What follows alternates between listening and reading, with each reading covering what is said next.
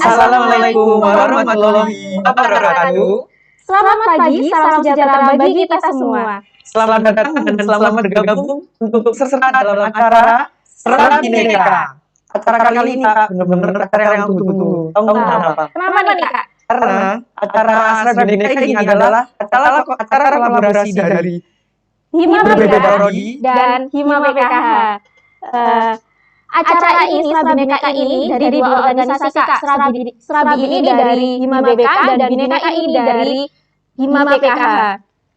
Serabi dari Hima BPK ini adalah serabi yang kedua, dan yang kedua ini sangat-sangat berbeda karena kita berkolaborasi dengan Himpunan Mahasiswa Pendidikan Khusus. Sama Kak, Bineka kali ini sudah acara yang ketiga Kak. Dan acara ketiga ini sudah berkolaborasi dengan Himpunan Mahasiswa Bimbingan Konseling. Keren sekali Kak acaranya karena peserta dari Serat Bineka ini hampir seluruh penjuru dunia ikut bergabung. Wah, ada yang dari Bandung, Sulawesi, Makassar, Madura, dan yang paling banyak Kak dari Universitas PGRI Adiwana Surabaya.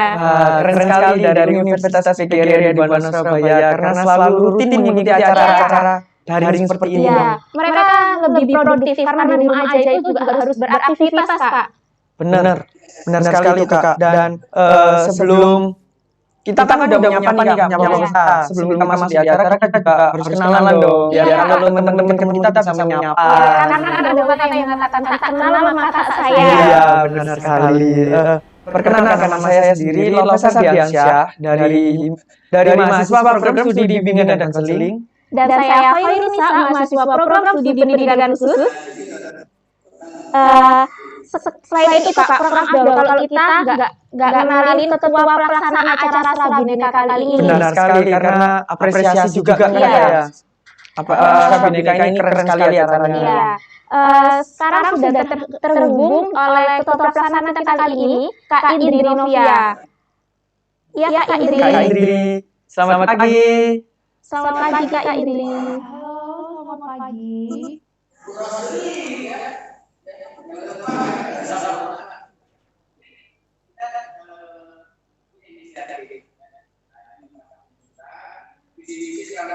Ya, berikut adalah Indri, Kak Indri, selaku ketua pelaksana acara Serat Bineka.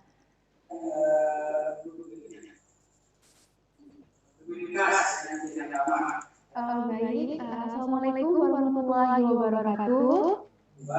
Halo Kak Indri, selamat pagi. Halo. Ya, selamat pagi, salam sejahtera bagi kita semua. Yang pertama, Dekan Fakultas Pedagogi dan Psikologi Universitas PGRI Adiwana Surabaya, Bapak Nuradi Santiaran MKH Dinkes, yang saya hormati Bapak Program Studi Bimbingan dan Konseling Ibu Ayu Yanawati SPDDG, yang saya hormati Bapak Program Studi Bimbingan dan Konseling yang saya hormati peserta yang saya berikan. Ini pertama-tama saya mengucapkan terima kasih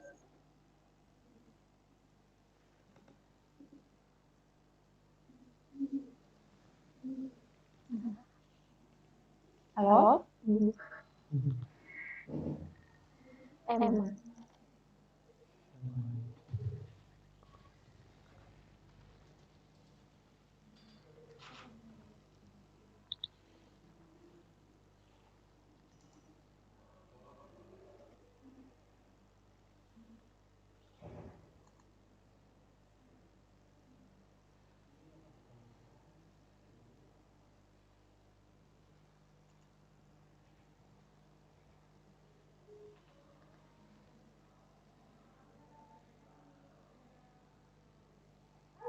Masih tersambung dengan Kak Indri? Iya Kak Indri. Ya. Atau sedang ada gangguan dari sinyal nih? Iya, sepertinya sinyalnya nih Dari Kak. sinyal sih Kak.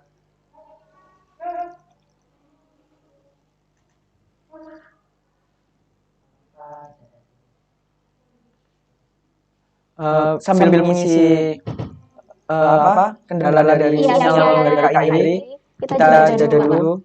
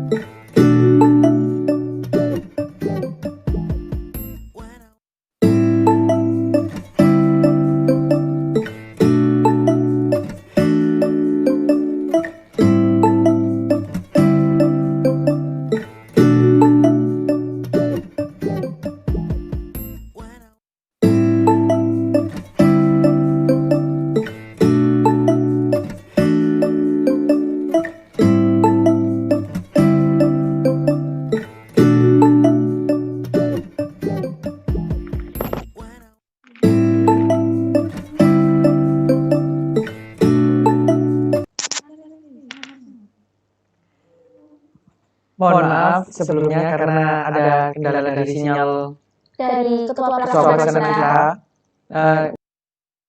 Sudah terhubung lagi dengan ketua pelaksana kita, Kak Indri. Kak Indri. Selamat pagi Kak Indri. Selamat pagi Kak Indri.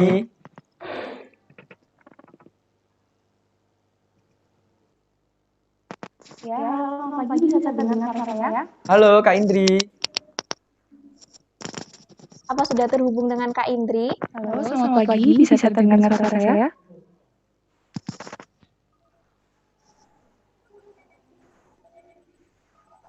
Ya. Oke, kita sudah terhubung dengan Kak Indri ya Kak. Halo, bisa terdengar suara saya? Bisa Kak Indri. Bisa Kak, siap. Silakan dari Kak Indri mungkin ada yang disampaikan kepada kita dan kepada peserta. Ya, sebelumnya mohon maaf dari durasinya. Memang hal ini wajarnya jika kita melakukan kegiatan daring. Saya sebelumnya menyapa dulu. Assalamualaikum warahmatullahi wabarakatuh. Selamat pagi, salam sejahtera bagi kita semua. Baik, yang terhormat Dekan Fakultas Pedagogi dan Psikologi Universitas PGRI Juanda Surabaya, Bapak Dr. Anissa Mikael Haji MKes, yang saya hormati Ketua Program Studi Pendidikan dan Konseling Ibu Ayu Yanawati PDIPD, yang saya hormati Ketua Program Studi Pendidikan Khusus Bapak Dr. Anissa Mikael HED, yang saya hormati narasumber acara Radika serta para peserta undangan. Baik, pertama-tama saya ingin mengucapkan kepada seluruh kita yang antusiasme begitu luar biasa ya kita bisa mencapai angka 700 peserta. Tak lupa juga untuk para panitia acara prodi dan beberapa pihak-pihak terkait lainnya yang telah bekerja keras untuk menyukseskan acara kita pada hari ini. Pada kesempatan ini, izinkanlah saya menyampaikan beberapa hal terkait acara Radika. Yang pertama, acara Radika atau sharing bersama Hima BK dan Bincang Edukasi ABK dikemas dalam online talk show melalui aplikasi Zoom dengan tema pelayanan pentingnya layanan bimbingan dan konseling bagi anak berkebutuhan khusus dalam tanggal 29 Juni 2020 oleh Himpunan Mahasiswa Bimbingan dan Konseling yang berkolaborasi dengan Himpunan Mahasiswa Pendidikan Khusus Universitas PGRI Juanda Surabaya. Kedua, jumlah peserta 700 orang. Ketiga, keseluruhan peserta terdiri atas mahasiswa sebanyak 412 orang, pelajar SMA sederajat 5 orang, guru 225 orang, serta profesi lainnya 57 orang. Melihat hasil laporan ini, kita bisa melihat bahwa hal ini menunjukkan tingginya masyarakat untuk tetap produktif selama pandemi. Diharapkan pula dengan kegiatan ini kita dapat mengerti bagaimana sih peran BK maupun pandangan tentang anak berkebutuhan khusus sesungguhnya. Sebab teman-teman dan para lainnya perlu kita ketahui bahwa bimbingan dan konseling khususnya konselor bukanlah polisi sekolah. Ada pula pendapat dari siswa bimbingan yang mengatakan bahwa autism or something is not disability, it is hidden ability. Jadi mari kita hilangkan stigma negatif dalam masyarakat untuk memberikan image yang baik untuk generasi yang maju. Karena ketika kita mampu, kita akan bisa. Untuk juga untuk para peserta yang dari sebuah ini ada dari Ambon, saya lihat paling jauh, dari Malang, Makassar, dan banyak kota lainnya. Saya ucapkan terima kasih karena sudah berkenan bergabung dalam acara ini. Bila ada kurang dan lebihnya dari saya ini, saya mohon maaf. Semoga kita bisa bertemu di kegiatan selanjutnya. Baik, demikian dari saya. Bila ada kurang dan lebihnya, mohon dimaafkan. Semoga kita juga bisa mengikuti acara Radika pada hari ini dengan baik dari awal hingga akhir, dan kita bisa mendapatkan ilmu yang bermanfaat untuk kedepannya dan juga dalam kehidupan masyarakat. Sekian dari saya. Wassalamualaikum warahmatullahi wabarakatuh. Selamat pagi semua. Waalaikumsalam warahmatullahi wabarakatuh. Keren sekali Kak, ternyata pesertanya Ada 700 peserta Kak. Jadi banyak sekali yang antusias mengikuti acara Srabineka ini. Selain itu Kak, kenapa sih peserta itu mengikuti acara kali ini? Karena tema yang kita angkat kali ini Kak, sangat keren sekali. Pentingan pelayanan bimbingan dan konseling bagi anak berkebutuhan khusus. Wah, keren sekali, dari temanya aja sudah menarik. Ya, Maka itu tidak apa? Tidak banyak peserta yang ya, antusias tidak mengikuti. mungkin lah kalau sedikit, karena dari temanya sendiri aja sudah Ya. menarik itu. Dan di acara ini kita juga diikuti oleh kaprodi kita masing-masing. Iya. Ada Ketua Program Studi dari Bimbingan dan Konseling, Ibu Ayong Lianawati, SPD MPD, Dan Ketua Program Studi Pendidikan Khusus, Bapak Dr. Andes Sambira Mambela, MPD. Semoga Bapak dan Ibu diberikan kesehatan. Amin, amin. Oh ya Kak, kita juga terhubung oleh Bapak Dekan dari Fakultas Pedagogik dan Psikologi. Iya. Ada siapa itu Kak? Ada Bapak Dr. Santika Rantika Hadi MKes, dan beliau kali ini memberikan sambutan dan membuka acara Serabineka. Wah, sangat spesial ini acaranya karena dibuka oleh Bapak Dekan. Iya. Langsung saja Bapak Dekan, waktu dan tempat dipersilakan.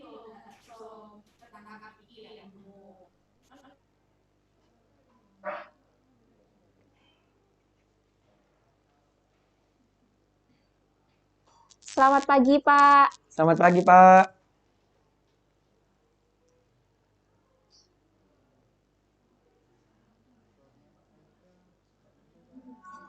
Mohon maaf, Pak. Suaranya belum masuk.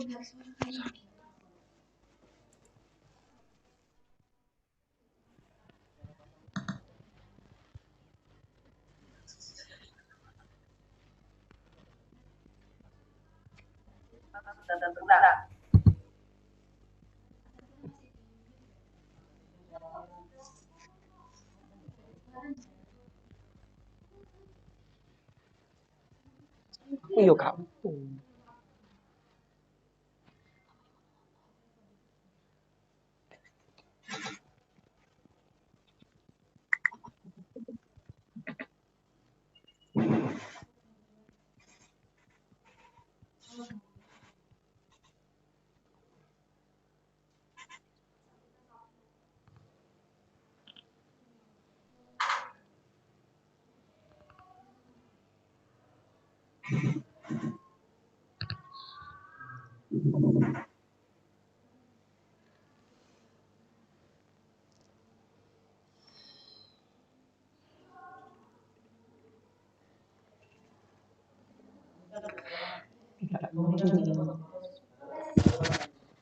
Halo, Pak Sandika. Mohon maaf, Bapak, suaranya tidak terdengar.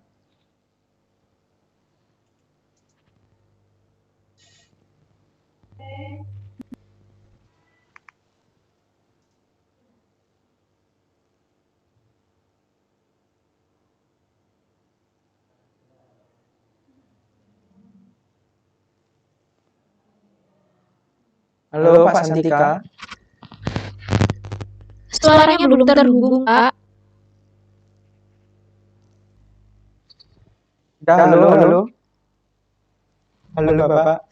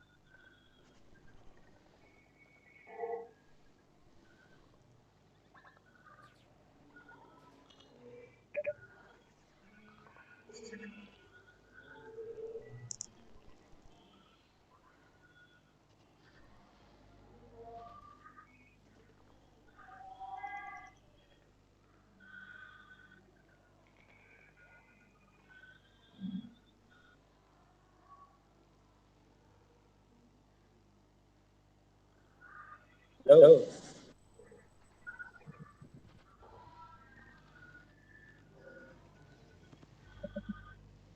Masuk, Pak. Suaranya masuk itu sudah. Sudah masuk. Suaranya belum terhubung, Pak. Oke. Terima kasih. Oh iya. Assalamualaikum warahmatullahi wabarakatuh.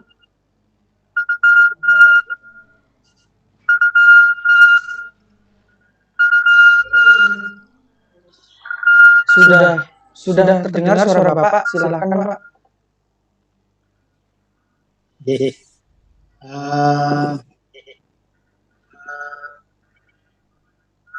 Apresiasi yang ingin saya sampaikan untuk acara Sirah Bhinneka ini, untuk sharing bersama. Halo, bisa ya?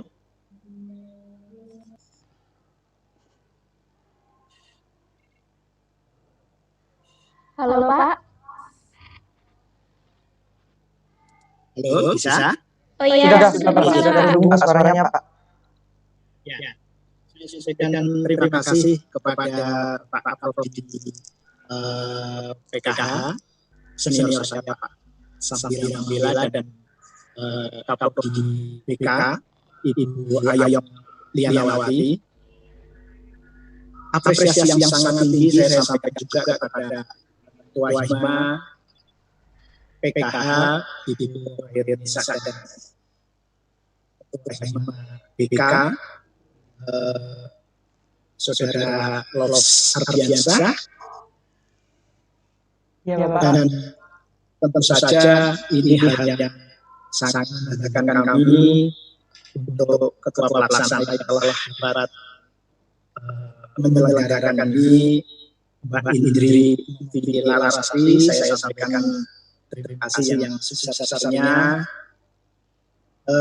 kepada narasumber kali ini.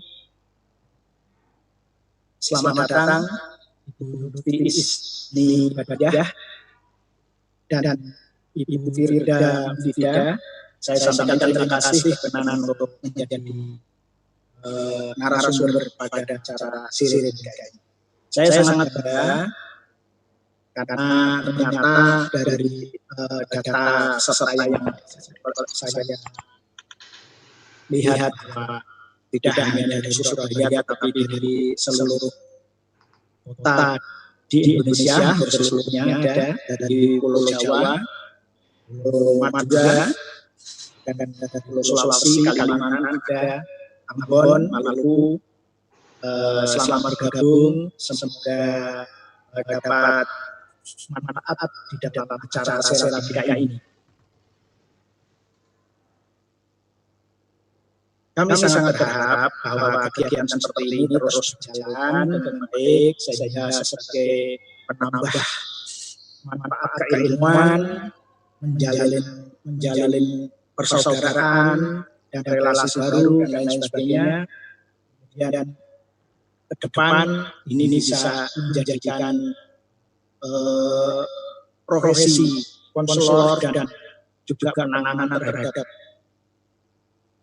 anak berkebutuhan khusus ini akan membutuhkan penanganan yang baik dan membutuhkan banyak personil, sehingga prodi BK dan prodi PKH ini diharapkan dapat menyerap mahasiswa yang banyak untuk memenuhi kebutuhan dari masyarakat. Saya kira seperti itu. Selamat bersharing, ria, selamat berbincang, edukatif, semoga mendapatkan manfaat yang diharapkan. Untuk itu, perkenankan Mas Andika membuka acara ini dengan ucapan Bismillahirrahmanirrahim. Assalamualaikum warahmatullahi wabarakatuh. Waalaikumsalam warahmatullahi wabarakatuh. Terima kasih kepada Bapak Dekan Fakultas Pedagogi dan Psikologis telah membuka acara Sirah Bhinneka kali ini. Dan Kak, di acara Sirah Bhinneka ini kita juga akan diisi oleh dua narasumber kita. Wah, Ada siapa aja Kak? ada Ibu Lutfi Isni Badiyah SPD MPD dari dosen program studi pendidikan khusus dan Dan ada juga Ibu Elia Firda Mufida, SPD MPD dari dosen program studi bimbingan dan konseling Universitas PGRI Buana Surabaya. Ya, waktu dan tempat dipersilahkan.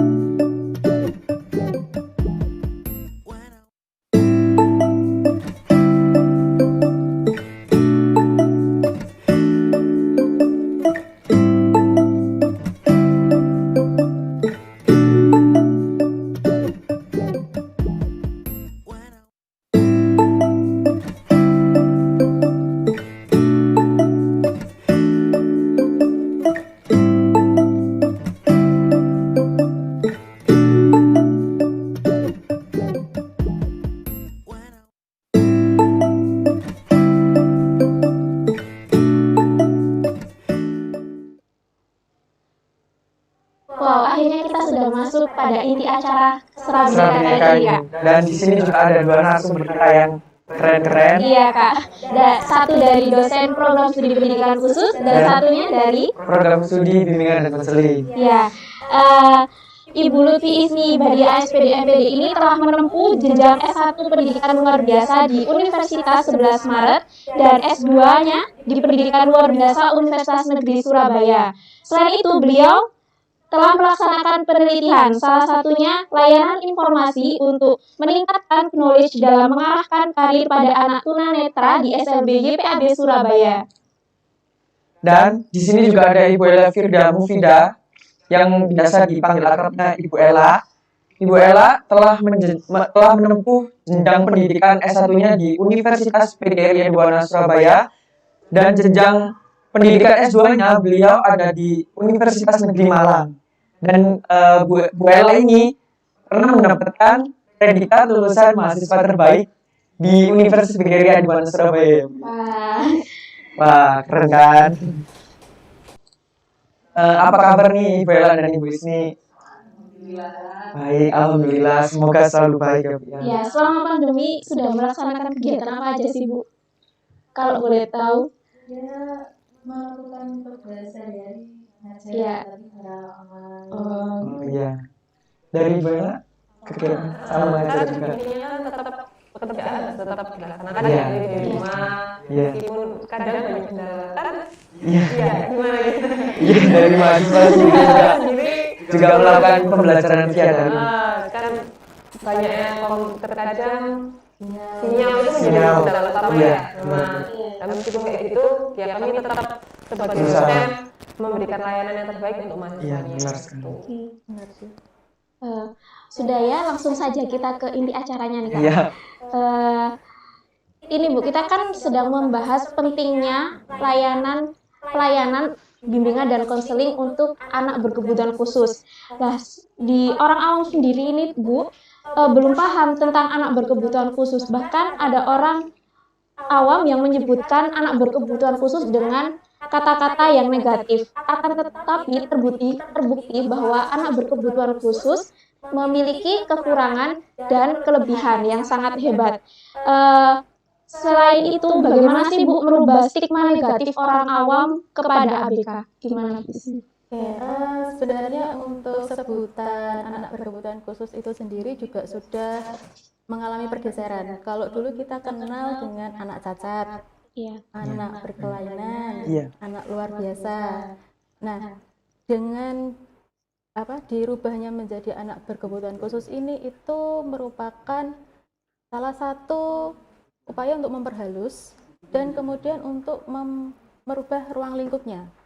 Kalau kita menggunakan istilah anak cacat, berkelainan, sama luar biasa, itu lebih merujuk kepada kekurangannya, fisiknya seperti itu. Tapi kalau kita menggunakan istilah berkebutuhan khusus, sebenarnya merujuk pada anak itu sebenarnya hanya membutuhkan layanan khusus seperti itu. Dengan terpenuhinya layanan khusus tersebut, kebutuhan khusus tersebut, dia bisa kok berpartisipasi di masyarakat seperti itu. Jadi bisa merubah mindset harapannya dengan mengubah anak berkebutuhan khusus seperti itu.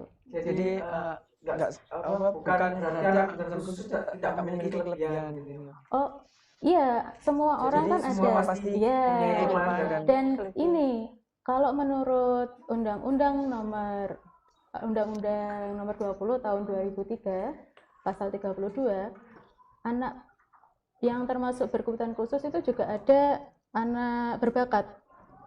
Ya, jadi bayangan kita anak berkebutuhan khusus kan kayak tunanetra, tunarungu, cacat fisik seperti itu. Nah, anak yang berbakat, yang intelektualnya tinggi pun, kalau dia membutuhkan program layanan khusus, dia juga termasuk di situ. Jadi dia butuh juga layanan khususnya. Sekarang kan masa pandemi ini, Bu, pembelajaran harus dilakukan secara daring. Apakah ada kesulitan di guru-guru masa sekarang yang mengajar anak berkebutuhan khusus? Menurut Bu Isni bagaimana? Kesulitan yang pertama itu tadi sudah sempat disinggung sedikit masalah sinyal. Itu sudah menjadi masalah utama ketika daring. Jadi Indonesia itu kan geografisnya luas ya. Jadi ada yang sinyalnya bagus, sinyalnya jelek gitu. Itu yang pertama. Masalah kuota juga, karena di Indonesia internet itu masih tergolong mahal jika dibandingkan negara lain gitu. Kemudian perangkat juga, tidak semua orang tua dari anak berkebutuhan khusus itu mempunyai HP yang support dengan aplikasi-aplikasi pembelajaran daring.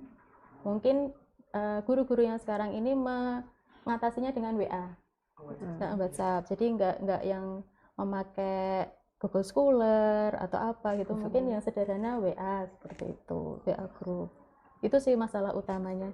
Kemudian satu lagi, ada orang tua yang kadang ini stres sendiri kadang kan. Iya. Jadi biasanya anak diantar ke sekolah, pembelajaran dilakukan oleh guru, kemudian sekarang sepenuhnya full di rumah dengan orang tua. Sedangkan orang tua tuh ada beban kerja juga kan, work from home. Dan ada orang tua yang anaknya nggak cuma satu berkebutuhan khusus, ada juga anak yang lain, tapi juga dia juga membutuhkan pembelajaran daring juga. Jadi bingung membagi perhatiannya. Iya, anaknya kan nggak cuma satu gitu. Ada banyak. Itu sih permasalahan yang sering ditemui. Jadi dari anak berkebutuhan khusus sendiri juga merasakan sama di sinyal tadi ya Bu ya, pembelajaran. Iya. Lalu untuk Ibu Ella ini kan dari dosen bimbingan konseling ini, udah berapa lama nih Bu ngajar sebagai dosen? Saya baru, kan terlihat dari mukanya ya, masih unyu-unyu. Masih juga. Ya, alhamdulillah saya baru jadi dosen sekitar 2 tahun ini jalan. Tadi saya sempat tertarik dengan pembahasan Bu Isni tentang ABK Bu Isni. Jadi saya tuh punya temen, adiknya teman saya itu berkebutuhan khusus. Tapi dia itu sangat pintar, jadi dia olimpiade, kan SMA kan, olimpiade itu selalu juara 1. Pokoknya masuk juara nasional, kabupaten kayak gitu. Lah, terus kemudian dia juga lolos masuk Universitas PMDK ya? Apa sekarang istilahnya? SNMPTN. Yang itu, yang prestasi, jalur prestasi. Iya, dia masuk itu juga kayak gitu. Terus ada polisi yang ABK juga di sosmed, di IG kemarin lagi ngehit. Oh, Jadi baru tahu malah jadi itu. polisi Di daerah mana? Maksudnya saya rada lupa, di luar Jawa yang penting. Sampai ada penghargaan. Jadi dia itu tidak utuh dari sisi tubuhnya. Tapi dia jadi polisi, terus dia pelayanan masyarakatnya itu sangat-sangat melayani. Nah, saya itu tertarik Bu Isni kalau sama adiknya teman saya itu bagaimana cara membimbing? Itu apa kekhususannya? Kekhususannya itu dari Mata. Oh, berarti tunanetra ya? tunanetra, yes. Ya, kalau secara intelektual tunanetra itu kan ini tidak ada masalah ya kalau tidak ada gangguan lain. Jadi kalau hanya gangguan pada mata, sedangkan intelektualnya nggak ada gangguan penyerta, Oh, gitu. dia nggak apa-apa. Dan Oh, mungkin berarti. pembelajarannya juga lebih diarahkan ke, mungkin bakatnya tadi kelihatan kan sudah juara di mana-mana, kayak LKTI, gitu. karya Tinggal ilmiah. mengarahkan aja, mungkin dia seneng di dunia tulis menulis itu tadi.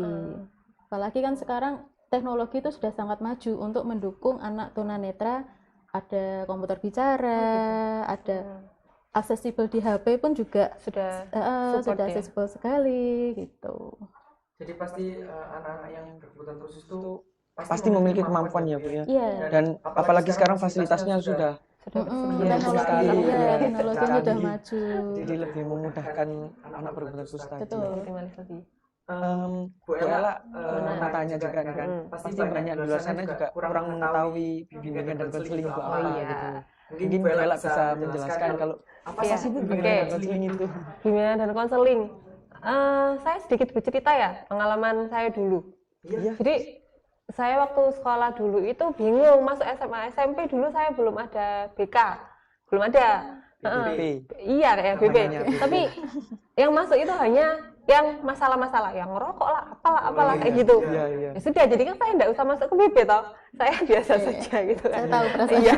Terus jadinya mindset saya, ih nakal, pasti masuk BB. Terus masuk SMA, BK sudah BK. BK-nya itu rada ramah, mulai di terhadap siswa yang lain itu merangkul. Jadi kalau ada yang curhat nangis zaman SMA kan zaman alay gitu kan, masih punya pacar awal-awal gitu, putus dari pacar larinya nangis ke BK. Saya sama teman-teman, oh gitu ya. Terus penasaran ada apa sih di BK? Oh ternyata kayak gitu. Nah jadi intinya kalau BK itu bimbingan dan konseling, usaha untuk membantu peserta didik, di mana layanannya itu diberikan oleh konselor kepada konseli untuk menyelesaikan masalah konseli. Nah, setelah masalah selesai, diharapkan peserta didik atau siswa itu tugas perkembangannya itu selesai. Jadi kayak SMA kan, tugas perkembangannya kalau SMA biasanya karir, utamanya kan karir untuk ke perguruan tinggi. Nah, dia selesai sudah memahami karir yang dibutuhkan apa, seperti apa, sudah cocok enggak, mengetahui kelebihan diri, kekurangan, kayak gitu. Jadi BK tidak hanya tempat masalah, tapi optimalisasi diri individu itu nanti dilayani di BK. Iya, biasanya juga kan guru BK dikatakan kayak polisi. Yes, polisi. bagian potong-potong rambut gitu. Dulu saya jarang sekali sih masuk ruang Gitu, BK, terus terang sini. sih. Karena itu tadi mindsetnya yang masuk di ruang BK. Tapi yang bermasalah. Jadi saya mulai di tingkat SMP sama SMA kan baru ada ya, di SD kan belum ada. Terus SMP itu apa sih BP itu ya? Terkesannya adalah anak yang suka terlambat masuk sekolah, kemudian sepatunya nggak hitam, Iya. rambutnya yang lebih dari Lebih. kerah, yang cowok Iya, itu cowok. dari kerah itu, kemudian nggak pakai sabuk kalau dulu itu kan.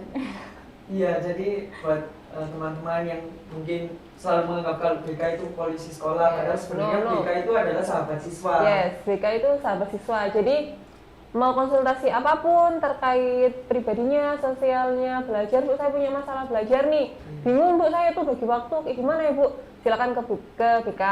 Terus ada lagi biasanya anak-anak SMP, SMA itu biasanya kan mulai ada kayak geng-gengan gitu loh. Oh Nah, terus ada yang minder, kok saya enggak gitu ya, kok saya enggak bisa masuk di geng mereka gitu kan. Nah itu bisa konsultasi dengan guru BK untuk mengoptimalkan percaya diri mereka. Gitu. Saya sempat punya cerita lucu. Iya.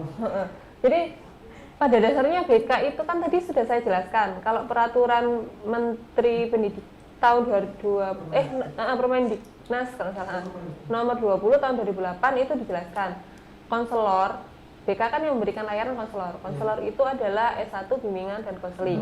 Nah, masih banyak di sekolah itu yang konselornya itu bukan lulusan BK. Oh iya, yang waktu saya SMP itu malah konselornya guru olahraga.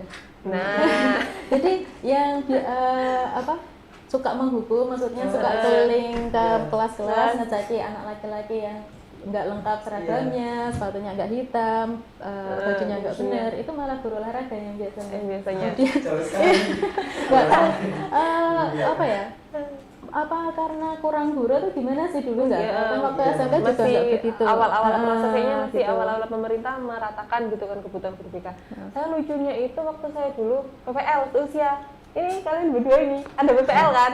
Nah, ada istilahnya beda mungkin ya sekarang. Saya di sebuah sekolah tiba-tiba saya duduk manis, tiba-tiba ada anak masuk seret, bermasalah dia mengganggu temannya. Sama guru BK itu langsung duduk diceramai agama, didalili, iya jadi kamu tuh jadi anak itu tahu kayak gitu tuh dosa itu kayak gini. Jadi ada ayat-ayat yang keluar, saya bingung, duduk manis, loh gitu. Terus ternyata saya usut-usut, oh ternyata backgroundnya memang belum, enggak BK, non BK gitu kan. Lah kalau memang sudah masuk sekolah terus sudah posisinya di BK kan alangkah baiknya juga belajar lagi BK itu seperti apa, kan tidak langsung anak nakal itu dijudge kamu kok kayak gini-gini. Kita itu dulu apa, kita cari tahu dulu anak nakal itu biasanya ada sebabnya, yes, itu yang harus kita cari. Apakah dia cari perhatian di rumah, kondisinya kayak gimana, apa dia butuh, apa dia memang iseng atau apa, kan namanya juga anak-anak ya. Gimana dulu kalau pas jadi siswa gitu kan beda sama kalau sekarang. Mahasiswa mungkin sudah bisa berpikir mana yang etis, mana yang tidak, kayak gitu. Pernah nggak sih Bu, kalau Ibu Ella itu kayak bisa lihat gerak-gerik atau kayak bisa menebak gitu ya? Mungkin itu Bu, kan kalau BK itu kan gitu ya, yang dari raut muka, terus apa grafis tangan. Kalau di BK ada diajari nanti kayak gitu. Jadi kalau ada, kita kan ada pengembangan soft skill kayak gitu kan. Kalau mau belajar nanti diarahkan sama dosen-dosennya. Kalau saya itu biasanya kalau dari keluarga ya, halah orang kayak ini loh mesti kayak gini-gini. Jadi saya itu tidak sengaja untuk menebaknya. Mungkin karena BK itu selalu berhubungan dengan orang, siswa, ngobrol bareng, sudah terbiasa. Jadi tahu kayak oh anak ini seperti ini, anak ini seperti ini. Itu secara alamiah akan muncul. Kayak gestur orang yang grogi itu kan kelihatan ya Pak ya. Jadi Kakinya getar-getar. Terus terkadang itu ada gerakan yang tidak berulang-ulang, terus ada ngomong juga beberapa kata yang berulang kayak gitu. Jadi ada diajari. Ya nanti pasti tahu dengan sendirinya ketika kita sudah bolak-balik melakukan konseling gitu. Tapi beda ya Bu, BK sama psikologi itu? Beda. Kalau psikologi itu outputnya ya, dari sisi outputnya. Kalau bimbingan konseling kan outputnya keilmuannya kan pasti tentang bimbingan dan konseling S1 BK. Kalau psikologi kan S1-nya psikologi, terus keluarnya psikiater. Kalau BK kan konselor itu tadi kan. Terus dari sisi masalah yang ditangani, kalau guru BK itu masalah emosi tapi yang masih taraf rendah gitu loh. Kayak kecemasan ringan gitu ya. Kayak kecemasan. Biasanya kalau siswa-siswa mau ujian, yes, siapa yang mau ujian selalu gerdek sakit perut. Nah, itu bisa konsultasi ke BK. Bu, saya kok selalu kayak gini? Kan itu mengganggu ya, mengganggu fokus kan, mengganggu belajar apa yang juga. sudah dipelajari tadi malam gara-gara mau ujian buyar. Jadi buyar. Jadi sampai ada kalimat apa itu, mendingan enggak belajar karena enggak ada yang ada yang bilang kan. Tapi itu salah. Jadi gimana caranya? Kalau psikologi itu lebih masalah berat. Masalah emosi yang berat. Jadi kayak fobia yang lebih berat, ketakutan. Yes, itu masuk ke psikologi. Untuk Bu Isni kan, Bu Isni dari dosen pendidikan khusus ya Bu, kan anak berkebutuhan khusus kan bermacam-macam itu, maksudnya karakternya itu. Apa dari guru atau dosen pendidikan khusus terus mempelajari semua bidang itu tadi Bu? Dari bidang maksudnya tunanetra. Kalau saya pribadi sih menekankan gini, kalau sudah mau ingin jadi guru atau pendidik untuk anak berkebutuhan khusus, itu syaratnya yang pertama adalah selalu harus mau belajar. Jadi nanti ketika dia menghadapi anak tunanetra, kalaupun dia belum pernah punya pengalaman itu kan, dia harus mau belajar gimana sih cara saya bisa mengenali anak tunanetra, mulai dari karakternya gimana. Kemudian kalau saya mau membelajarkan itu saya harus lewat braille. Oke, saya berarti harus mau belajar braille. Jadi syaratnya yang pertama adalah mereka harus mau selalu belajar. Jadi jangan aku sudah jadi jadi guru, udah aku nggak bisa braille, aku nggak mau ngajar anak tunanetra. Apalagi sekarang kan inklusi ya, inklusi itu kan guru GPK nanti nggak bisa milih-milih nih, jadi yang masuk di sekolah tersebut bisa jadi anak tunanetra, tunarungu, autis, bahkan juga seperti itu. Kan di Indonesia itu ada beberapa universitas yang prodi pendidikan khususnya masih ini penjurusan. Jadi di semester ketiga itu mereka mulai dikhususkan mau ambil spesialis apa gitu, itu ada tuh. Jadi nanti mungkin ada yang ngambil spesialis tunarungu, ya berarti belajarnya tunarungu. Iya, itu ada universitas di Indonesia yang seperti itu. Cuma kalau saya pribadi ya kalau mau jadi guru berkebutuhan khusus, guru anak berkebutuhan khusus itu harus mau selalu belajar. Karena tadi kan ada bidangnya sendiri-sendiri sebenarnya, tapi kalau emang kita ingin menguasai semua ya intinya belajar. Iya. Selain itu untuk Bu Ella nih di BK, skill apa saja sih Bu yang diperlukan untuk menjadi guru BK?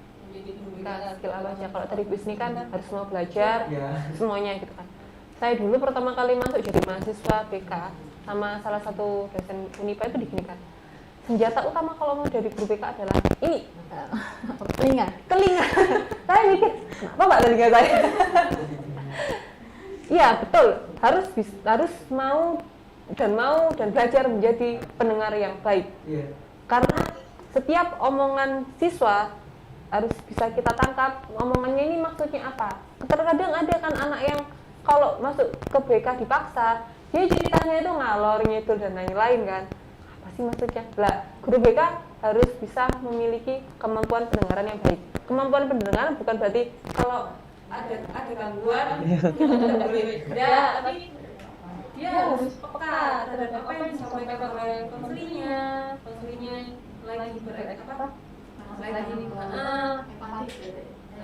juga jadi setelah telinga tadi ada juga kalau ada dari teorinya center itu pemetaan unconditional positive thinker. Jadi semacam penerimaan tanpa syarat. Jadi kalau dari guru BK nggak boleh pilih juga. Iya. Sama. Pilih khusus nggak boleh. Oh, ada ini. Biasanya anak itu dicap nakal gimana? Ibu saja ya. Oh, boleh pilih ini. Oh, ini Tanggaku biar biar nanti ibunya dekat dengan aku gitu. Nggak boleh gitu juga. Jadi itu dua hal utama yang harus kita miliki ketika kita mau jadi guru bimbingan dan konseling. Jadi pendengar yang baik dan jangan pilih-pilih lah ya. Jadi penerimaan tanpa syaratnya itu tadi. Unconditional love. Itu beda lagi. Nanti Itu lagu. Tantangan guru BK di masa kayak kan ada masa era milenial tuh. Pasti kan perbedaannya banyak tantangannya itu. Apalagi sekarang ditambah era pandemi gitu. Jadi kita lagi menghadapi dua era itu ya. Iya. Pergeseran era 4.0, 5.0 kayak gitu sama pandemi. Oke. Saya merasa guru BK di masa sekarang itu tantangannya lebih berasa. Tadi Bu Isni sudah bercerita juga kalau guru ABK ya, guru ABK itu masalahnya di sinyal tadi kan. Memang sama, setiap guru, setiap pendidik kita selalu bermasalah dengan sinyal karena mungkin Indonesia butuh berubah sedikit lah terhadap fasilitas keinternetan gitu. Geografis yang nggak mendukung juga kan, geografinya juga naik pulau, iya, gunung naik tinggi, towernya kurang banyak gitu. Oke, jadi tantangan guru BK di era sekarang itu pelayanan. Jangan sampai di era pandemi ini karena kan semua layanan kayak semua sistem belajar mengajar itu di rumah, study from home ya, study from home. Jangan sampai BK ini berhenti. Jadi mentang-mentang siswanya nggak masuk sekolah nih ya, jadinya guru BK nggak memberikan layanan. Oh no, masih berkewajiban memberikan layanan kepada peserta didik. Malah layanannya itu tidak, kalau bisa tidak hanya untuk siswa. Tadi orang tuanya juga kan pusing kan. Nah, kalau saya kemarin itu sempat sharing sama ayah saya kan guru BK juga kan. Jadi bingung, namanya juga udah mau pensiun kan, faktor umur. Terus jadi guru BK di era sekarang. Gagap teknologi. Iya, gagap teknologi juga. LL gitu kan, LL, ayah cariin video tentang apa ya? Video tentang motivasi belajar, tentang karir gini. Oh, jadi saya baca dulu thread, tak berikan nanti biar dikirim ke siswanya. Bisa dalam bentuk grup WhatsApp atau apa kayak gitu. Terus guru BK juga bisa membuat layanan cyber counseling. Nah, jadi curhat-curhat, menerima paling enggak curhat oke lah. Tapi tatap muka dari tatap muka Zoom bisa. Kalau call gitu ya. WhatsApp kan sudah ada kan, bisa banyak. Bimbingan kelompok kan bisa banyak nanti. Halo, 28 orang kamu Ya, ngapain hari ini gitu kan. Cuma nanti HP-nya kalau ada yang nggak support nggak bisa. Oh iya, biar baru dulu aplikasinya.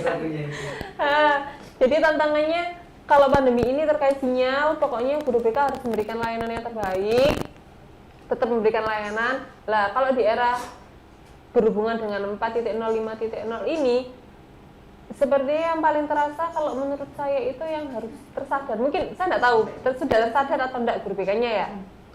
Khususnya untuk jenjang SMA tentang karir. Kalau saya menyoroti lebih di situ.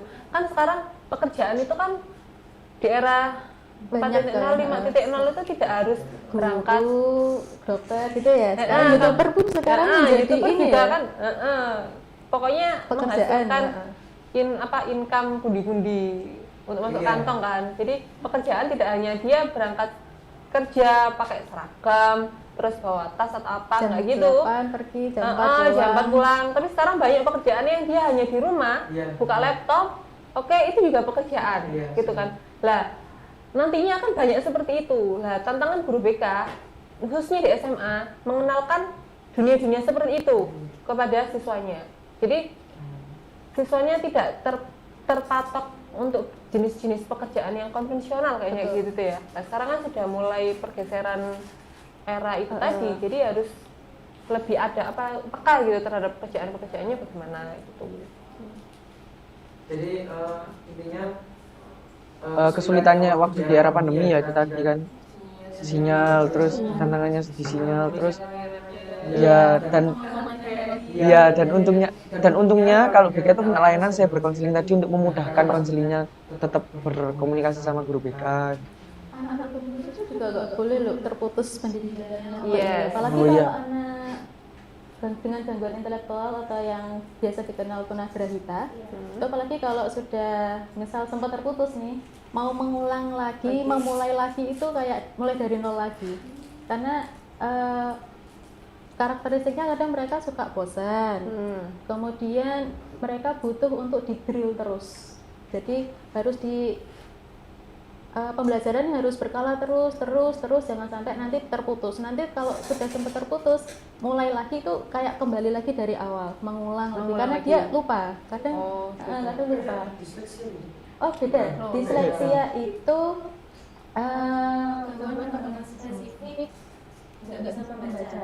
Oh, kalau disleksia tidak bisa membaca. Jadi dia hanya mungkin lemah pada 1 atau 2 mata pelajaran aja. Kalau secara intelektual dia itu normal, ya. Tapi kalau untuk disleksia dia hanya kesulitan untuk menerjemahkan simbol-simbol seperti huruf itu dia sulit, itu aja. Tapi untuk yang lain, akademik yang lain dia bisa. Ini Bu, ABK kan mempunyai karakteristik yang berbeda-beda ya Bu Ismi. Apakah semua ABK itu perlu pelayanan bimbingan dan konseling? Jadi kalau sama seperti anak normal, anak ABK pun juga membutuhkan layanan bimbingan konseling, apalagi masalahnya juga kan menambah ya, ada hambatan otomatis ada dampak penyerta, seperti misal tunanetra. Dia mungkin untuk mengenali dirinya sendiri, bakat, minat, apa yang dia miliki, seperti tadi ya, Kelebihannya tadi ya, kayak kayak gitu. ilmiah. Betul. Itu kan kalau tidak diarahkan, anak itu tidak akan tahu, oh sebenarnya saya tuh berbakat di sini loh, gitu. Jadi butuh juga anak berkebutuhan khusus itu mendapatkan layanan bimbingan konseling. Nah, nyambung langsung ya saya. Tentang anak berkebutuhan khusus yang butuh juga guru bimbingan konseling. Kemarin saya sempat hubungi teman saya yang kerja di sekolah inklusi. Saya cari info kan, seperti apa sih mereka guru BK di sekolah inklusi itu seperti apa. Ini mungkin sampel, tidak semuanya seperti ini. Jadi kan saya punya ke satu aja. Di sana itu masih belum itu Bu, masih belum ada kayak koordinasi yang baik antara guru BK sama guru pendamping. Kan saya tanya, nah terus kamu ngapain sama anak-anak ABK-nya? Ya nggak ngapa-ngapain, mereka kan sudah punya guru pendamping. Oh no, saya kan istilahnya kan kita itu satu rumah, apa yang ada di rumah itu ya sudah, kita harus saling menolong, saling membantu, saling mengoptimalkan. Kita di bawah satu payung pendidikan. Betul. Kita harus mensukseskan pendidikan ini, entah itu di dalamnya ada siswa yang normal maupun ABK. Kayak gitu. Terus loh kok gitu? Memang kayak gitu. Ya sudah. Jadi memang beberapa sekolah permasalahan yang sering ditemui kalau di inklusi itu kalau ada guru BK dan GPK itu sering ada kayak bingung pembagian job desk-nya. Kalau BK merasanya guru BK itu kurang mengetahui karakteristiknya ABK sehingga tidak, dalam tanda kutip, tidak berani memberikan layanan BK. Sedangkan untuk guru GPK-nya sendiri, dia tidak mengetahui atau kurang bagaimana membuat program layanan bimbingan, kan nggak dipelajari secara mendalam. Kemudian bagaimana membuat alat ungkap masalah itu. Kemudian pokoknya ada keilmuan tentang BK yang guru GPK ini kurang menguasai juga. Nah, kadang itu kayak semacam bingung job desk-nya. Ya udah, ABK itu diurusi GPK aja, kan memang ini berkebutuhan khusus gitu. Sedangkan GPK sendiri, loh saya kan nggak tahu ilmu BK, gimana ini memberikan teknik konseling, kan nggak sembarangan ya memberikan teknik konseling kan, harus ada step-step seperti itu. Nah, kalau menurut saya mungkin ketika sekolah itu sudah berkomitmen menerima anak berkebutuhan khusus, maka mulai dari tatanan paling atas kepala sekolah misal sampai yang paling bawah satpam, penjaga atau pembersih itu memang sudah harus siap untuk memberikan yang terbaik atau memberikan pendidikan yang layanan untuk anak berkebutuhan khusus. Jadi nggak cuma guru BK dan guru pendamping aja, bahkan guru olahraga itu juga harus siap. Nanti bagaimana ketika jam olahraga anak berkebutuhan khusus nih ikut, ya kan? Jadi harus juga siap belajar penjas adaptif itu tadi. Jadi ketika sekolah siap menerima anak berkebutuhan khusus, komitmennya semua warga sekolah tersebut sudah harus siap juga. Berarti penanganan untuk anak berkebutuhan khusus itu harus memerlukan tim khusus ya Bu ya, untuk menangani anak berkebutuhan khusus. Oh iya, jadi kalau untuk anak berkebutuhan khusus itu nggak cuma guru PLB aja. Jadi di dalamnya kalau ada tim, dokter pun bisa masuk. Kemudian ortopedi maksudnya, ortopedi. Nanti dia melatih masalah motorik misal. Karena untuk motorik tidak hanya untuk anak dengan gangguan fisik. Anak tunanetra pun juga membutuhkan layanan ini motoriknya.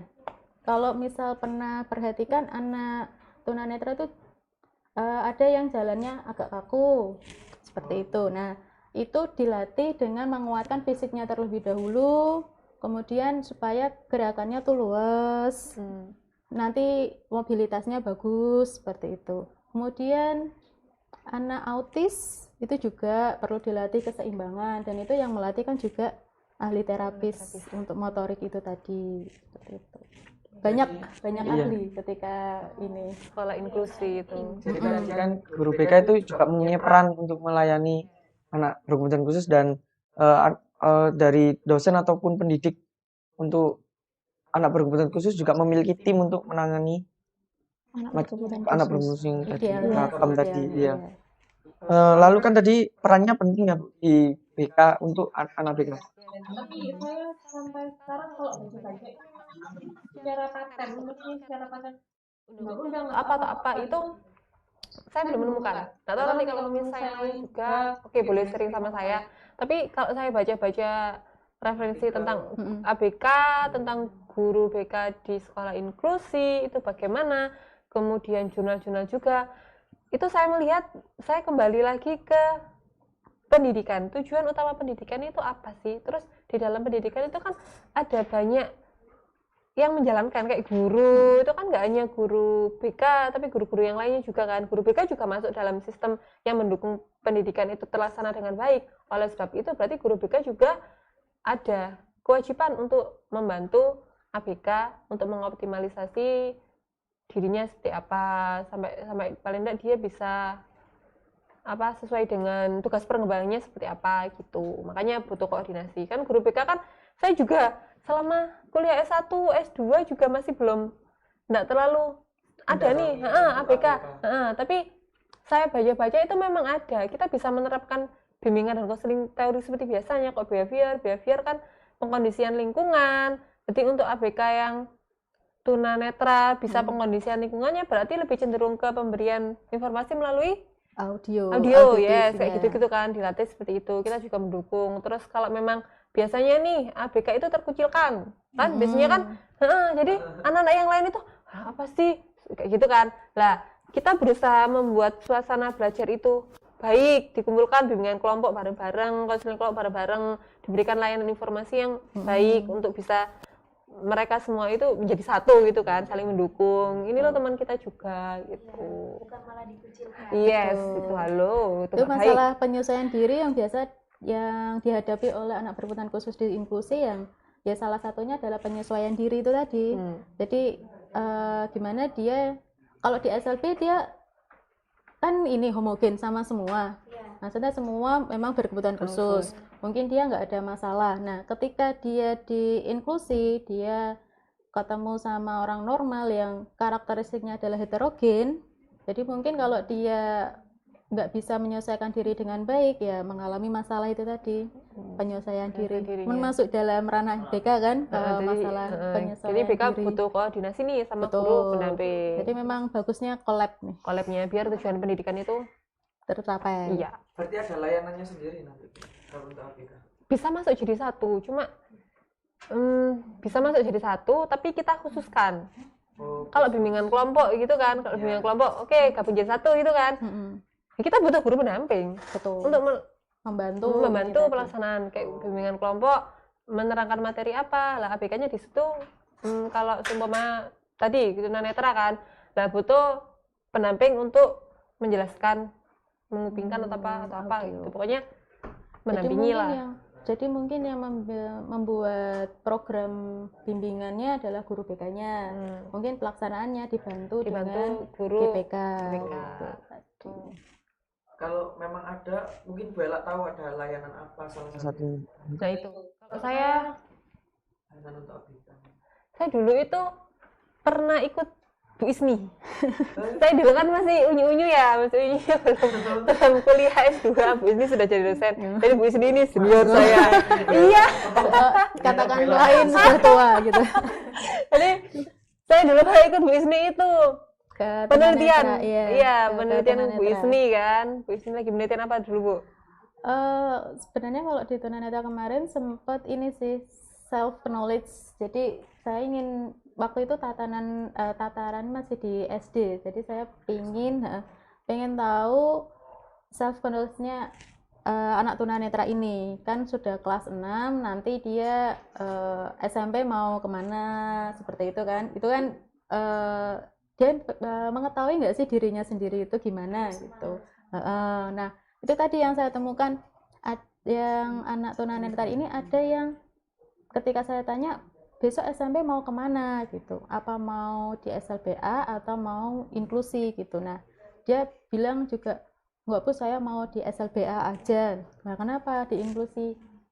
Ternyata dia dengar dari media sosial, dari berita, dari temennya itu di inklusi ada bullying. Ada kesenjangan. Jadi kesenjangan itu tadi ada gap gitu. Jadi dia belum tuh sudah merasa takut untuk masuk di inklusi seperti itu. Nah, kayak gitu tadi itu kan Salah satu layanan. BK bisa seperti itu, layanan karir kan. Jadi kita mengarahkan mulai dari pemahaman diri, pemahaman karirnya seperti apa, dikenalkan kalau SMP SMA-nya ada SMA inklusi kayak gini, terus kelebihannya apa. Terus, kalau memang dia mendapatkan pengetahuan yang negatif seperti itu ya kita diluruskan seperti apa gitu. Kalau dulu itu saya dipeseni kalau jadi guru BK itu tugasmu itu aslinya berat. Tidak hanya kalau masalah karir, tidak hanya dijuruskan SMA ini, kuliah ini. No, tidak hanya itu, malah tidak hanya itu. Kamu harus tahu SMA ini lingkungannya seperti apa, sampai kos-kosan di dekat SMA ini itu di mana saja kalau mereka itu jauh. Sampai saya itu digitukan sama dosen saya. Oh, gitu. Iya, seharusnya seperti ini sekarang. Berarti kamu dosa kalau umpamanya siswa kamu mau kuliah di Jogja, orangnya dari Surabaya. Yang belum pernah belum ke Jogja tahu apa-apa gitu. kan, setidaknya kan kamu memberikan, oke nak, kamu sudah tahu enggak Jogja itu seperti apa, di kampus ini lingkungannya seperti apa, kamu setiap hari kira-kira butuh keuangan berapa, kayak gitu kan. Nah itu kan juga termasuk guru BK harus menjelaskan hal seperti itu. Sama tadi ketika anak berkebutuhan khusus itu takut masuk sekolah inklusi, kumpulkan semua data yang banyak, sekolah-sekolah mana yang memang itu terjadi bullying beneran atau tidak, terus faktor mana-mana saja yang memiliki sisi positif sekolah inklusi, kita berikan informasi itu kepada siswa kita. Tuh. Betul. Nanti takutnya itu, oh katanya guru BK dulu enak SMA apa inklusi ya, terus dia masuk ternyata dong memang terjadi seperti itu. Kan itu kan dasar secara betul. Dulu kan waktu Prodi Pendidikan Khusus 2018 kan pernah mengadakan peringatan Hari Disabilitas Internasional. Mengadakan event pertandingan olahraga, jadi ada bulu tangkis tapi khusus untuk anak tunarungu, dan yang jadi juara ini adalah siswa dari inklusi. Jadi memang dia di inklusi tersebut bakatnya kelihatan kan, bulu tangkis, jadi dia di sekolah tersebut memang ada ekskul bulu tangkis, dia dimasukin. Nah itu kan salah satu ketika di sekolah inklusi bisa mengidentifikasi bakatnya anak itu bulu tangkis, dimasukkan dalam ekskul, diikutkan dalam lomba-lomba seperti itu, dan dia juara 1 di event yang diselenggarakan oleh Prodi Pendidikan Khusus ini. Kebetulan kembar 2 dan dua-duanya memang tertarik dan berbakat di bulu tangkis itu tadi. Luar biasa Iya. dari pesertanya. Mungkin kalau dari BK ini kan pasti ada layanan dari bimbingan dan konseling. Boleh di-share dong, Bu, layanan-layanan dari bimbingan dan konseling itu apa saja sih? Layanan bimbingan konseling itu ada 4 dasarnya. Ada layanan pribadi, belajar, sosial, sama karir. Kalau pribadi, terkait permasalahan-permasalahan pribadi, apa yang dimiliki, apa tidak bisa menyesuaikan diri dengan lingkungan, terus teman-teman konformitas, geng-gengan kayak gitu, itu kan masalah pribadi toh. Dirinya merasa tertekan gitu. Terus masalah sosial tidak bisa berbaur kayak gitu. Terus mulai dari masalah belajar, dia bingung mengatur waktunya. Terus masalah karirnya bagaimana, mau jadi apa, mau lanjutkan kuliah di mana, itu kayak gitu. Jadi BK ini istilahnya membantu sekali terhadap perkembangan individu. Berarti memang banyak sekali layanan dari BK itu yang pasti akan diterapkan sama siswa-siswa. Iya. Ya, kalau boleh tahu nih Bu Ella, tujuan dan fungsi bimbingan konseling itu apa sih Bu? Utamanya pasti untuk apa ya? Istilahnya tujuan utamanya itu peserta didik itu bisa optimal untuk menyelesaikan tugas perkembangannya. Tugas perkembangannya kan ada sendiri dengan SMP, paling nggak bisa apa? Itu kan ada peraturan, kayak peraturan. Ada tugas perkembangannya masing-masing. Itu guru BK pastinya tahu. Itu utamanya. Kalau fungsinya itu lebih ke ada fungsi pencegahan. Jadi siswa itu dicegah untuk, kan ini lagi tren kasus bullying. Oke, kita memberikan layanan pencegahan agar tidak terjadi kasus bullying. Ayo bagaimana? Dijelaskan terlebih dahulu, kasusnya seperti ini nih. Nah, kalau memang bullying itu sudah terjadi, berarti kita memberikan layanan kuratif, pengentasan gitu. Jadi diselesaikan masalah bullyingnya. Oke Bu, ternyata waktunya sudah hampir habis sepertinya. Iya. Iya.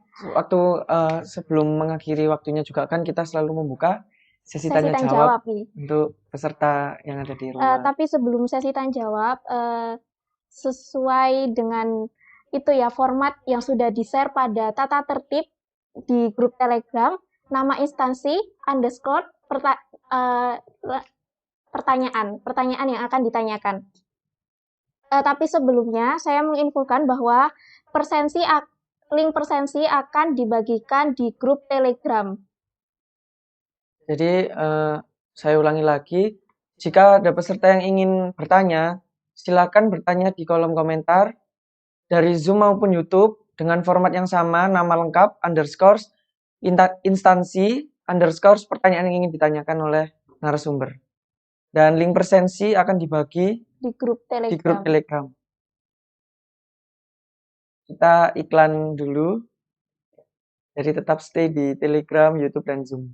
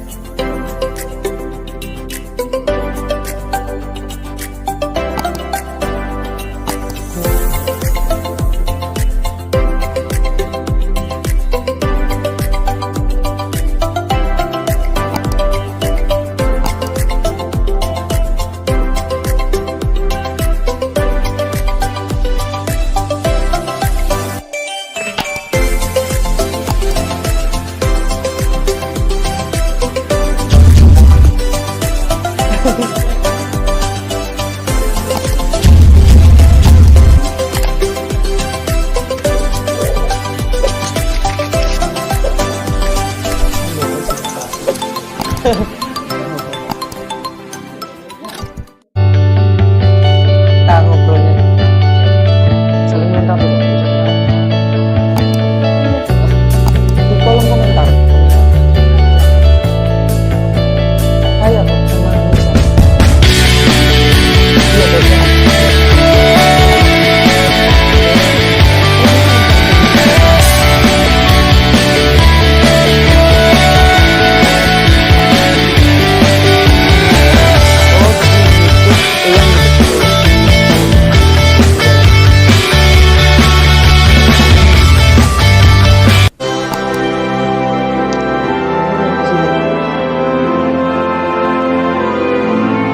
Tapi itu nggak ada iya.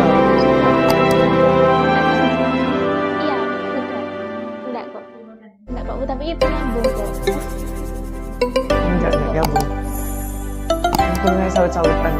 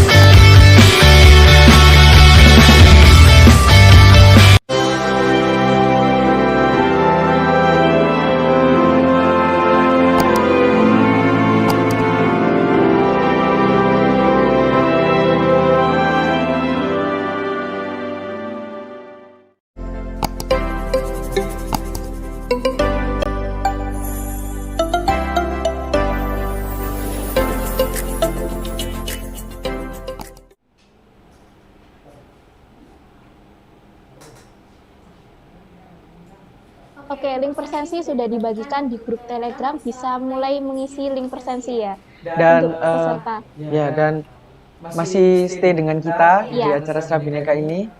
Kita langsung saja buka sesi pertanyaan. Iya. Dan di sini ada pertanyaan pertama nih Kak, dari Lisa Indiasari. Bagaimana menyikapi guru mata pelajaran yang tidak berkenan mengajar pada ABK walaupun guru tersebut tahu bahwa siswa tersebut adalah ABK? Ini Bu saya Mungkin dari Bu Isni dulu. sebenarnya Macam-macam sih faktor ketika ada ABK di sekolah inklusi seperti itu. Mungkin salah satunya adalah ketidaktahuan guru bagaimana menghadapi ABK. Jadi dari ketidaktahuan itu muncul keengganan untuk mengajar anak ABK kan. Aduh, gimana ya ini caranya ya ngajar ABK ya? Ini aku kalau misal pakai metode yang sama dengan anak normal kan pastinya nggak bisa. Nah, kebingungan guru tersebut salah satunya bisa membuat guru mapel itu, apalagi kalau dia tidak mempunyai pengetahuan tentang ABK. Jadi bisa jadi ketidaktahuan tersebut yang membuat timbul kesan tidak berkenan, enggan mengajar seperti itu. Jadi salah satunya adalah contoh mungkin ketika ada workshop tentang anak berkebutuhan khusus yang dikirim oleh sekolah, jangan yang GBK aja terus.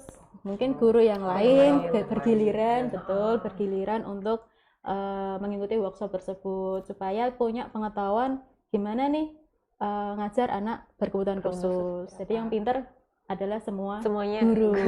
Tapi ini tergantung dari sekolahnya atau? Betul, memang support dari sekolah, yaitu tadi kembali komitmen dari sekolah tersebut. Ketika sudah menerima anak berkebutuhan khusus, siap dengan segala konsekuensinya seperti itu. Jadi memang harus sebenarnya harus semua guru mapel harus rata lah. Iya, semua guru harus rata. Iya. Dan untuk menangani yang kayak grup, Juga sebenarnya harus juga mempunyai pengetahuan tentang ABK, tata usaha, walaupun tidak ngajar ya, sehari-harinya kan tidak ketemu dalam kelas, tapi ketika mengurus administrasi itu kan juga nanti berhubungan gitu. Tadi kan juga Bu Isni bilangnya staff pun ya seharusnya betul, harus mempunyai skill pengetahuan tentang pengetahuan. itu tadi.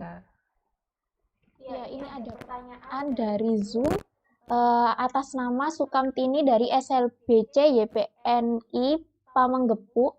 Bagaimana bimbingan karir bagi ABK yang mengalami tunagrahita ringan namun disleksia? Silakan. Oke. Dari BK dulu. Ketika ABK ya, kita menghadapi ABK, mau memberikan layanan bimbing, layanan karir. Kita pahami dulu anak ini bagaimana sih. Jadi mulai dari kelebihannya, kekurangannya seperti apa, sehingga kita bisa menganalisis dan memberikan rekomendasi yang cocok.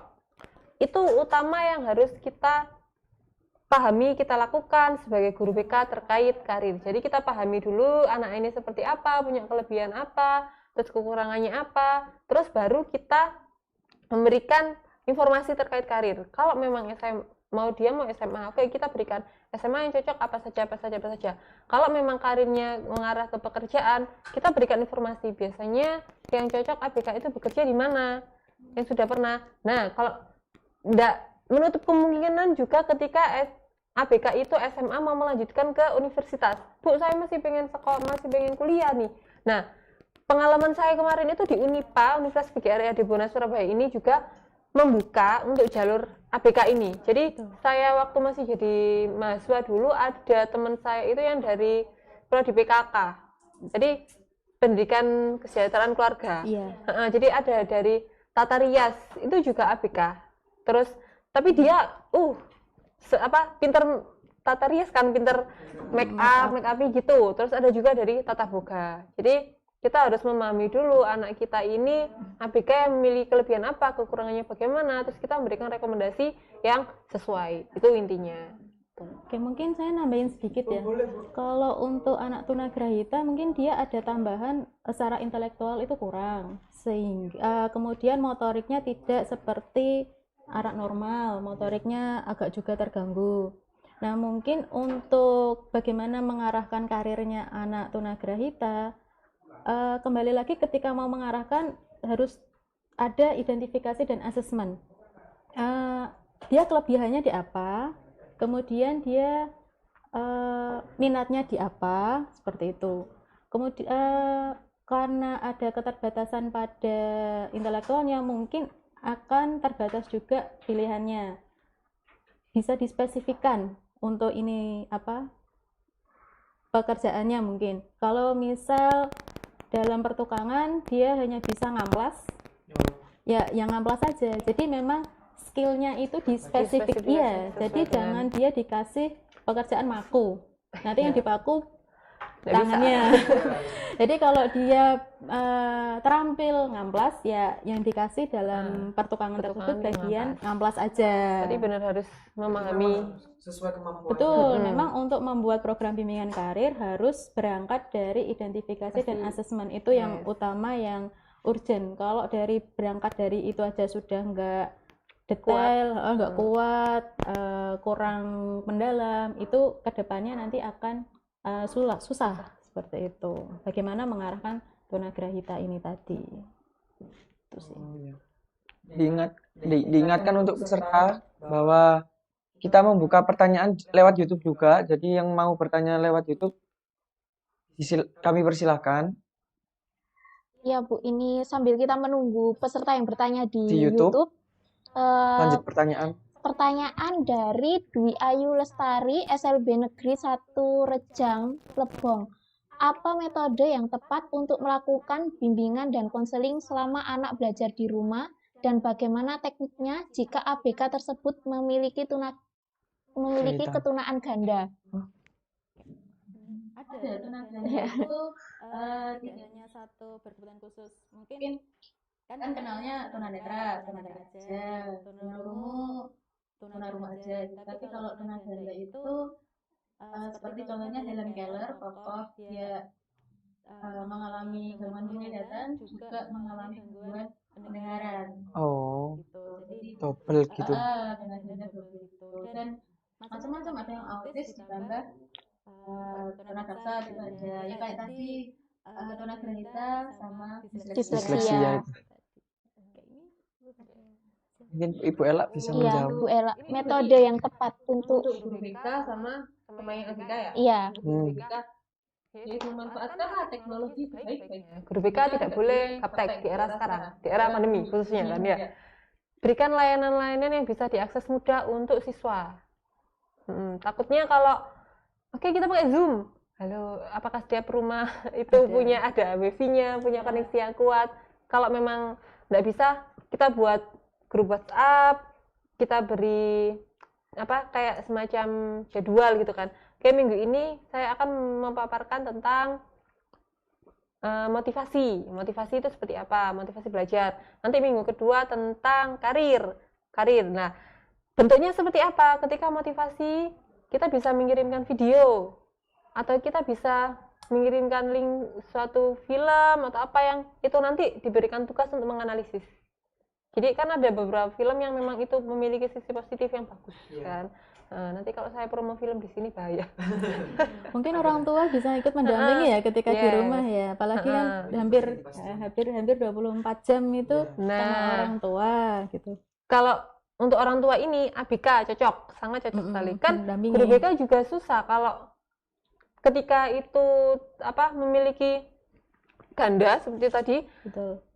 Bingung kan guru BK mau koordinasi dengan siapa? Ya mau nggak mau harus sama orang tuanya. Nah, kalau orang tuanya seperti itu juga, ayo, ya kita harus nyari sekiranya di keluarga itu ya bisa, siapa yang bisa kita ajak untuk koordinasi. Jadi layanan tetap jalan.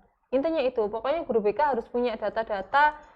Kalau ABK nih, keluarganya bagaimana? Pasti punya guru BK. Jadi kayak identitas diri, mulai dari ayahnya bagaimana, ibunya, kayak gitu kan. Lah, data itu kita gunakan sangat bermanfaat kalau kayak gini. Jadi kita hubungi ke siapa untuk koordinasi. Nah, itu kayak gitu. Jadi yang disampaikan oleh Bu Ella tadi salah satunya ya kita nggak boleh gaptek karena kan banyak fasilitas yang memudahkan kita untuk melakukan konseling atau layanan konseling. Terus kita harus tahu latar belakang dari seorang konseling tadi, terutama anak berkebutuhan khusus. Nah, ini ya kalau kita di Surabaya di Kota masih gampang bisa ya, kan ya. Lah untuk yang di pelosok-pelosok, betul. saya kalau baca berita, sempat baca di sosmed itu kan ada guru yang dia itu rela ke rumahnya satu-satu, memberikan materi, memberikan layanan kayak gitu. Iya, Mau gimana lagi? di Padang terutama itu ada SLB gurunya itu harus terpaksa datang ke rumah-rumahnya anak didiknya itu karena tingkat ekonomi kan tidak merata ya, ada yang menengah ke bawah, ada yang menengah ke atas. Nah, kalau yang menengah ke atas itu nggak ada masalah ketika daring.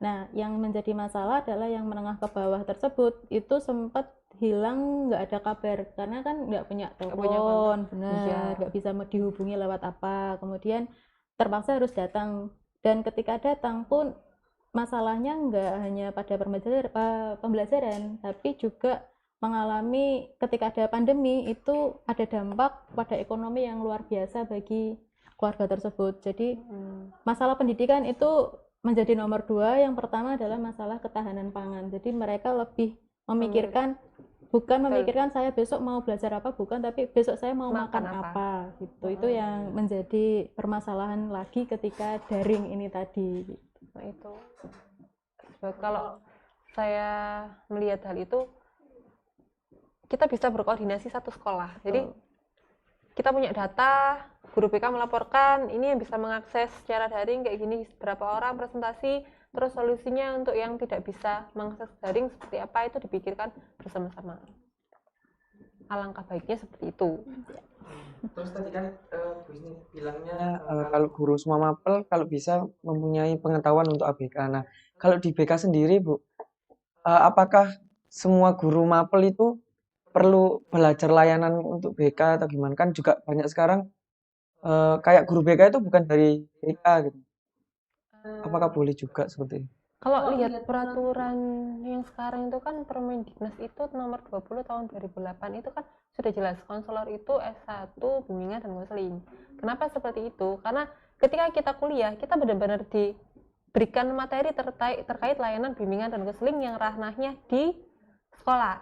Kayak gitu. Jadi mulai dari permasalahan-permasalahan apa saja yang sering dialami di sekolah, solusinya seperti apa, konselingnya itu seperti apa, kayak semacam di sekolah masalahnya biasanya terkait belajar. Anak-anak ini nervous nih kalau mau ujian, kecemasan ringan toh. Nah, itu kita diajari ada teknik yang namanya desensitisasi sistematis. Tahu? Nah, bingung. Jadi kayak desensitisasi sistematis. H-berapa? Mulai dari dianalisis. Biasanya gejala sakit perutnya itu H-3 Bu, itu mulai terasa. Nanti mendekati H-1 hari H itu tambah mulus Bu, apalagi sudah masuk ruangan. Nah, mulai dari H-3 itu diberikan semacam relaksasi. Mulai dari dia diajari relaksasi diri, diberikan kayak apa itu? Sugesti.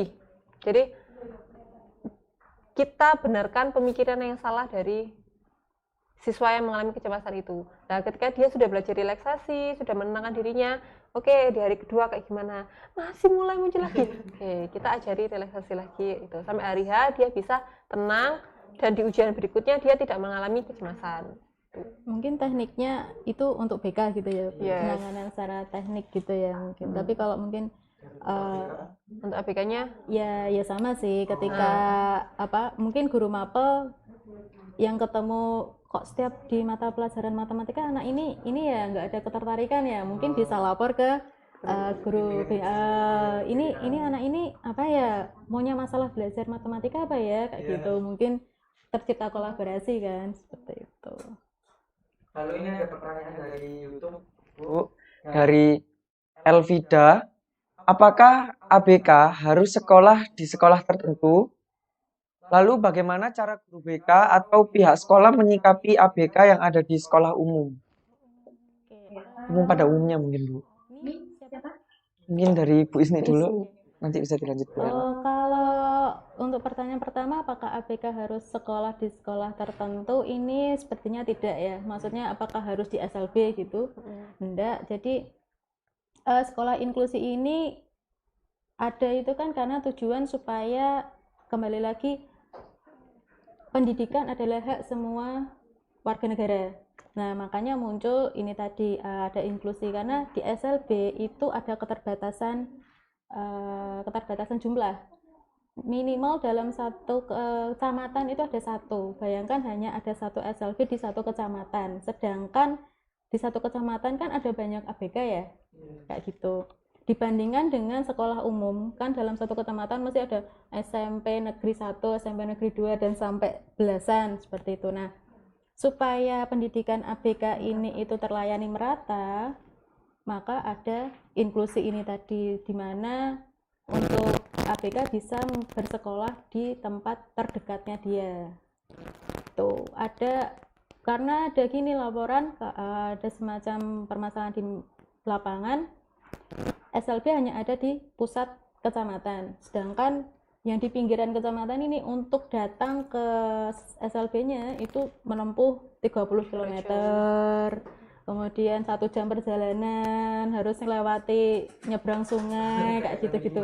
Betul. Nah, makanya dengan adanya inklusi diharapkan ABK ini bisa mengakses di sekolah yang terdekat, seperti itu. Lalu bagaimana kriteria ABK bisa masuk di inklusi? Memang kalau yang diinklusi itu adalah untuk kategori yang sekiranya ABK ini bisa mengikuti pembelajaran di inklusi. Jadi mungkin tarafnya adalah yang ringan sampai sedang. Kalau yang berat mungkin memang ke SLB baiknya gitu. Jadi yang diinklusi kayak misal tunarungu, tapi dia untuk kemampuan komunikasinya dia udah bagus. Maksudnya dia membaca gerak bibir bisa. Jadi dia tidak ada masalah di komunikasi. Kemudian di tunanetra mungkin dia bisa saja masuk ke sekolah inklusi.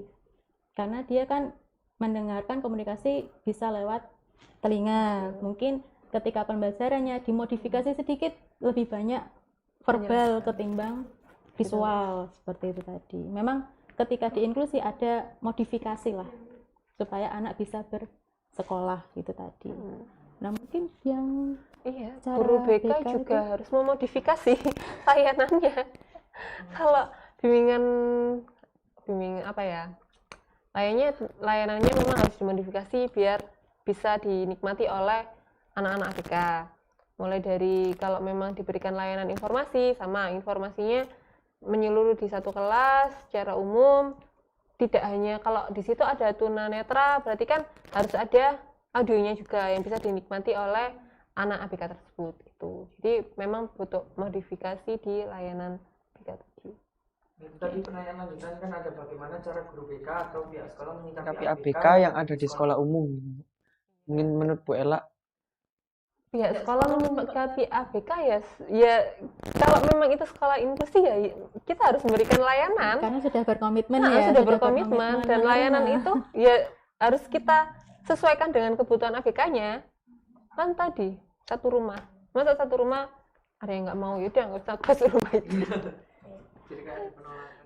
Ya, kalau sudah berkomitmen ya memang konsekuensinya selalu ada dalam komitmen tersebut. Terus di ABK sendiri untuk mengajarnya ya, Bu, ada kayak batasan kan satu kelas Berapa ABK? berapa yang standarnya kan. Kalau di BK sendiri benar ya Bu, kalau satu guru BK itu 150 siswa. Kalau di ABK sendiri Kalau di sekolah SLB itu memang dalam satu kelas itu dibatasi maksimal 8. Ya, maksimal itu memang kelas kecil. Jadi tidak bisa kita samakan seperti anak normal yang satu kelas 20 kayak gitu. Itu gurunya bisa anemia. Jadi kalau terlalu banyak ABK di dalam satu kelas itu paling 8 itu sudah paling banyak sekali itu. Biasanya 5 itu gurunya sudah mulai pusing-pusing. Sudah menunjukkan gejala anemia kalau 5. Apalagi kan meskipun dalam satu kelas itu tunagrahita semua ya. itu bisa beda-beda 5 itu, dan guru itu bisa membuat 5 program untuk 5 anak tersebut pelajaran kayak gitu. Makanya kalau lebih banyak dari itu ya itu tadi anemia bisa gurunya. Pingsan bisa begitu. Dulu sempat saya menjadi guru luar biasa mengajari anak tunagrahita, dan kemudian saya kemarin tuh pegang hanya 4 paling banyak 4 anak tunagrahita gitu. Itu aja beda-beda, ada yang hiperaktif banget anaknya, jadi anaknya lebih besar 2 kali lipatnya saya gitu. Kalau ketemu guru itu bawaannya pengen meluk, jadi agak horor kalau misal dia gemes gitu pengen meluk. Nah itu dia tunagrahita, dia hiper juga gitu. Jadi bayangkan tubuhnya 2 kali lipat, dia hiper kayak gitu. Gurunya sekecil saya gitu loh. Kalau Bella pernah dapat mahasiswa atau murid? Kalau saya hanya sebatas pernah punya temen gitu kan. Yang dulu itu di kampus ini juga ada. Jadi dia itu tata rias. Jadi make up kalau saya lihat di praktek-prakteknya itu bagus. Dia juga sempat masuk koran Jawa Pos juga ya, sempat waktu itu. Menyebutkan merek. Oke. Wah, ini sepertinya waktunya berjalan dengan Cepat. cepat ya. Ini pertanyaan terakhir dari YouTube.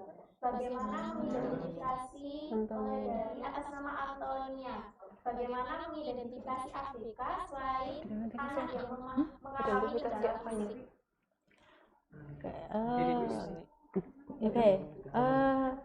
Sebenarnya ketika mau masuk sekolah itu memang harus ada identifikasi dan asesmen terlebih dahulu gitu. Dan identifikasinya itu tidak spesifik untuk gangguan fisik aja, tapi menyeluruh semua, termasuk bagaimana dia cara berkomunikasi, kemudian cara dia bergeraknya, kemudian identifikasi masalah intelektual juga seperti. Jadi identifikasi itu tidak hanya fisik aja, tapi semua aspek perkembangan itu juga diidentifikasi. Dimana kalau anak autis kan mungkin fisik normal ya, tapi mungkin dia gangguan pada komunikasi. Nah, itu ketahuan waktu identifikasi dan asesmen itu tadi. Jadi kalau ada instrumen identifikasi itu mencakup semua aspek perkembangan, tidak hanya satu aspek perkembangan motor itu tadi, tapi semua intelektual, komunikasi itu tadi, sosial. Ya mungkin sayang sekali yang mungkin pertanyaan yang masih yang banyak yang belum terjawab. Semoga bisa bertemu di acara selanjutnya. Dan sebenarnya masih pengen ya Kak ya, panjang gitu acaranya. Tapi memang kita kebutuhan waktu juga. Iya Kak, sebelum acara kita tutup, pengumuman untuk sertifikat akan dibagikan untuk peserta yang mengikuti acara Serabineka dari awal hingga akhir, dan sertifikat akan dibagikan setelah 1 minggu acara Serabineka. Plus 1 minggu ya. Jadi ditunggu untuk peserta, mohon bersabar karena pembagian sertifikat plus 1 minggu. Terima kasih banyak untuk Ibu Ella dan Ibu Isni sudah mau mengisi dan membagikan cerita kepada kita semua dan hampir seluruh penjuru dunia ini. Mengetahui Indonesia maksudnya. Itu mendapatkan ilmu yang banyak, semoga bermanfaat. Dan kita sebagai host mohon maaf apabila ada salah kata. Pamit undur diri. Wassalamualaikum warahmatullahi wabarakatuh.